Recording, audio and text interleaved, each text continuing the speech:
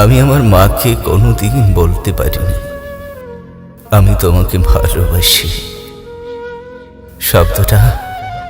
শব্দটা গলায় জমে থাকে, ঠোঁটের কিনারায় এসে ভাঙচুর হয়ে যায়।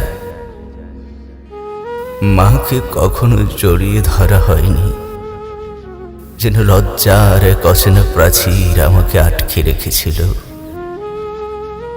মা তখনও নিঃশব্দে রান্নাঘরে ভাত চাপিয়ে রাখতেন, আমার জন্য লুকিয়ে ভাজতেন শেষ টুকরো ইলিশ। আর আমি শুধু দূর থেকে তাকিয়ে থাকতাম, কিছুই বলতে পারতাম না। আজ মনে হয় হেমন্তের পুরনো পাতার মতো পড়ে গেছি আমি। কোনোদিন ঠিক করে মায়ের আঁচলে মাথা রাখা হলো না।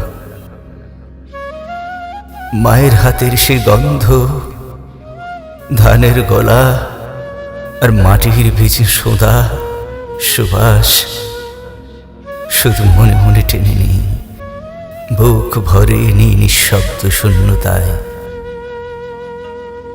প্রতিদিন মনে পড়ে মায়ের উপস্থিতি ছিল এক কৃষ্ণচূড়া ফুলের মতো।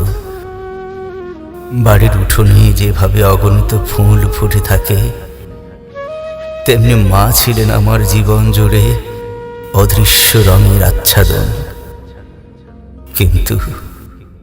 কিন্তু আমি দেখতে পারিনি, বুঝতে পারিনি। ভেবেছিলাম মা চিরকাল আছেন, চিরকালই থাকবেন। এখন কত বছর কেটে গেছে, মাকে দেখি না। শুধু আকাশের দূর প্রান্তে যেন তার মুখ ভেসে ওঠে। তারার আলোয় যখন তাকাই, মনে হয় মা আমাকে ডাকছেন, খেয়ে নে, ক্লান্ত হোস না খোকা, তুই পারবি। কিন্তু কাছে গেলে আর কেউ নেই, শুধু হাহাকার জড়িয়ে থাকে আকাশ জুড়ে। আমি আজ ভাবি, যদি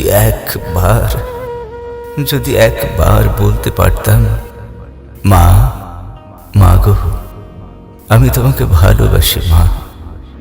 যদি একবার